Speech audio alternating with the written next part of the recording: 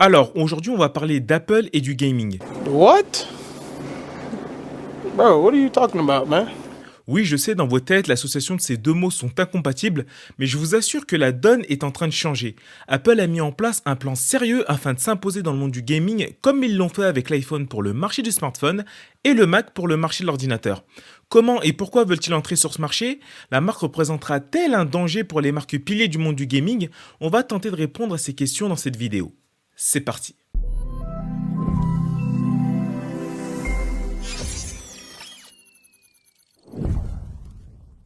Juste avant de continuer, si t'aimes ce que je fais, je vais te demander de t'abonner à ma chaîne. De toute façon, je te laisse même pas le choix. C'est soit tu t'abonnes, soit... 万華鏡車輪眼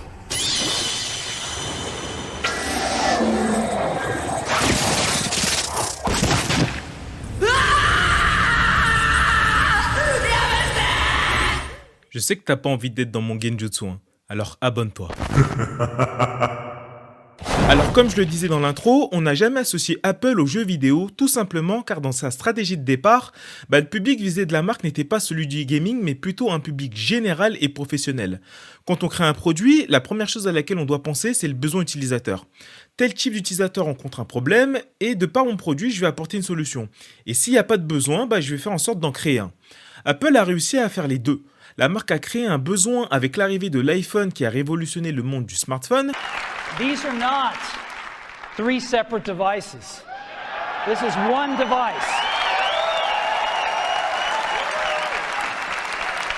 And we are calling it iPhone.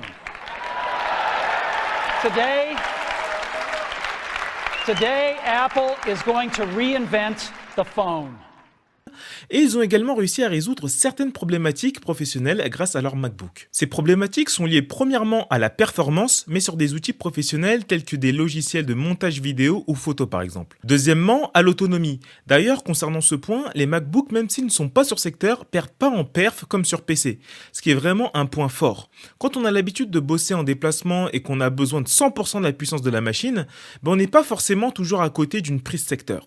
Troisièmement, au poids car ils sont assez légers. Et quatrièmement, à l'encombrement car ils ne prennent pas beaucoup de place. Donc grâce en partie à ces produits, Apple a su totalement s'imposer sur le marché du mobile et des ordinateurs. Et associé au marketing qu'ils ont mis en place qui renvoie à la fois une image de simplicité, de pureté, mais aussi de performance sur des outils professionnels, a amené Apple au succès que l'on connaît tous. Maintenant qu'Apple a su poser ses valises sur ces deux marchés, comme toute entreprise qui cherche à évoluer, ils vont tenter d'aller grappiller sur d'autres secteurs, et le dernier en date est celui du gaming. Pourquoi? Tout simplement car c'est un marché qui rapporte énormément et qu'Apple a tout pour réussir sur le marché du jeu vidéo, et encore plus ces derniers temps avec la nouvelle gamme de produits qu'ils ont sortis tant au niveau des smartphones que des ordinateurs. Maintenant, la question qu'on peut se poser, c'est quelle stratégie vont-ils adopter pour s'imposer sur ce nouveau marché? Premièrement, Apple tente de changer son image vis-à-vis du gaming. On a pu le voir dans ses dernières keynotes, que ce soit au niveau de l'iPhone 15 Pro ou des prochains MacBooks. Ils mettent l'accent sur les possibilités de leurs produits en ce qui concerne les jeux vidéo. Pour l'iPhone 15 Pro, Apple est arrivé avec une nouvelle puce, l'A17 Pro, qui est un monstre de puissance. Juste au niveau du nom de la puce, l'ajout du Pro permet de segmenter les iPhones de la marque et implicitement le public visé. Avec les nouveautés apportées sur la gamme Pro, la marque à la pomme vise principalement les amateurs et professionnels de la photographie et de la vidéo, mais pas que. Maintenant, ils visent également les gamers. Pour attirer les gamers, il faut parler leur langage et Apple l'a bien compris. En implémentant le ray tracing au niveau de leur nouvelle puce, l'intention des gamers serait acquise. Et quand je dis que l'intention des gamers serait acquise, c'est parce que l'arrivée de cette technologie signifie que ces nouveaux iPhone Pro pourraient faire tourner des jeux AAA. On a justement pu le voir dans la keynote du 12 septembre avec des jeux tels que The Division Resurgence, Honkai Star Rail, Genshin Impact ou encore Resident Evil Village et Resident Evil 4. Visuellement, c'est très impressionnant. Et en tant que gamer, en voyant toutes ces images, j'ai vraiment été hypé et je ne pense pas avoir été le seul. Le monde du jeu vidéo est en train d'évoluer et Apple ne veut pas rater le coche. À l'avenir, je pense que les consoles portables telles que nous les connaissons actuellement disparaîtront petit à petit au détriment des smartphones qui sont maintenant des monstres de puissance. À partir du moment où un smartphone peut faire tourner des jeux AAA, la console qui a été populaire uniquement pour sa puissance aura moins d'intérêt de la part des joueurs. Le seul intérêt que je verrai pour ce type de console à l'avenir serait la taille d'écran, mais rien de plus. Dans un futur proche, je pense que pour qu'une console portable puisse se vendre, il faudra se focaliser sur l'expérience utilisateur qu'elle apportera aux joueurs, comme ce que fait la Switch ou bien la toute récente Legion Go de Lenovo. Pour que la transition se fasse bien au niveau du public, il faut juste faire rentrer dans les mœurs qu'un smartphone peut réellement être considéré comme une console portable à part entière. Je sais qu'il y en a qui vont me dire « Mais Mintz, la maniabilité n'est pas la même que sur une console !» Ce que je réponds à ça, c'est que la maniabilité sur un smartphone n'est même plus un problème. On a maintenant des accessoires tels que les contrôleurs Backbone One qui transforment votre téléphone en véritable console portable. Et ce qui est sûr, c'est qu'à l'avenir, ce type d'accessoire sera de plus en plus performant et sophistiqué. Maintenant, en ce qui concerne les Mac, pas mal de choses ont été introduites. Durant sa dernière keynote, Apple a présenté ses nouvelles puces M3, M3 Pro et M3 Max. Ce qu'il faut savoir, c'est que ça fait environ un an, voire un peu plus, qu'Apple, avec l'arrivée de la puce M2, nous montre des démos de jeux AAA alors qu'il n'y en avait plus du tout sur Mac depuis un bout de temps. De plus, avec la nouvelle puce M3, Apple enfonce un peu plus le clou en intégrant à l'intérieur de ces dernières des technologies qui sont faites pour le gaming telles que le ray tracing, le mesh shading et le dynamic catching. Cependant, ce qui m'a surpris, c'est qu'ils n'ont pas poussé le sujet du gaming plus que ça, alors que c'était l'un des points les plus importants à aborder et ça aurait été la suite logique de la présentation des iPhone 15 Pro. Ils nous ont montré en vite fait au milieu de 2 slides que ces nouveaux Mac pouvaient faire tourner Baldur's Gate 3 nativement, mais à part ça, on n'a rien eu à part des sortes de démos qui ressemblaient plus à des benchmarks qu'autre chose. Les annonces faites lors de la WWDC de juin nous avaient bien fait comprendre que ça y est, Apple était vraiment présent dans le monde du gaming. Du coup, pour cette keynote, moi je m'attendais à voir des annonces de jeux exclusifs qui sortiraient sur Mac, mais non. Donc après la conférence, je me suis demandé pourquoi ils avaient aussi peu parlé de la partie gaming, et je me suis dit que peut-être qu'Apple avait envoyé toutes leurs billes durant la WWDC de juin, et ça m'a emmené au deuxième point de leur stratégie qui est le fait d'attirer les développeurs. En effet, t'as beau être l'entreprise avec les ordinateurs les plus puissants, si derrière t'as aucun studio qui s'engage à développer des jeux exclusifs faits pour l'architecture de tes machines, ça sert strictement à rien. Et c'est le plus gros point faible d'Apple aujourd'hui. Essayons de comprendre pourquoi jusqu'ici les développeurs ne se penchaient pas sur le développement de jeux AAA sur Mac ou bien iPhone. Prenons le cas des iPhones ou plus globalement des smartphones en général.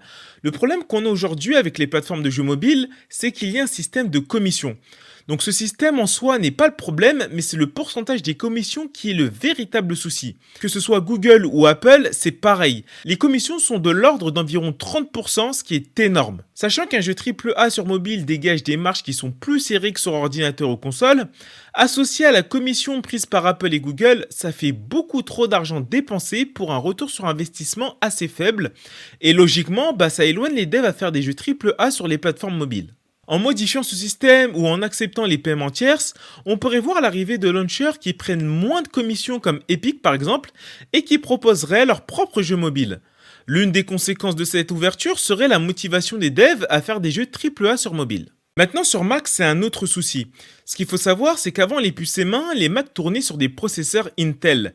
L'avantage de ces puces, c'est que ça favorisait le portage des jeux sur Mac. Avec les nouvelles puces M, tout a changé. Mais pour encourager les devs à continuer de rendre compatibles leurs différents titres, Apple a mis en place le Game Porting Toolkit qui permet aux devs d'importer plus facilement leurs jeux sur Mac. Tout ça c'est très bien, mais aujourd'hui, c'est pas assez. Ce qui manque à Apple, ce sont des jeux exclusifs. Ce qui fait augmenter la popularité d'une marque de jeux vidéo, c'est bien sûr la puissance des machines, mais surtout les jeux exclusifs qui vont pousser les joueurs à acheter les supports, car ces derniers sont disponibles uniquement dessus. Et pour ça, il va falloir que les développeurs soient motivés à le faire. Sachant que ce dernier point était vraiment un point faible, Apple a mis en place des choses pour attirer les devs, comme le mode jeu avec macOS Sonoma, ou encore le langage graphique appelé Metal qui intéresse globalement l'ensemble des développeurs. Après, est-ce que ces nouveautés sont assez impactantes pour que les devs se jettent dans le bain ?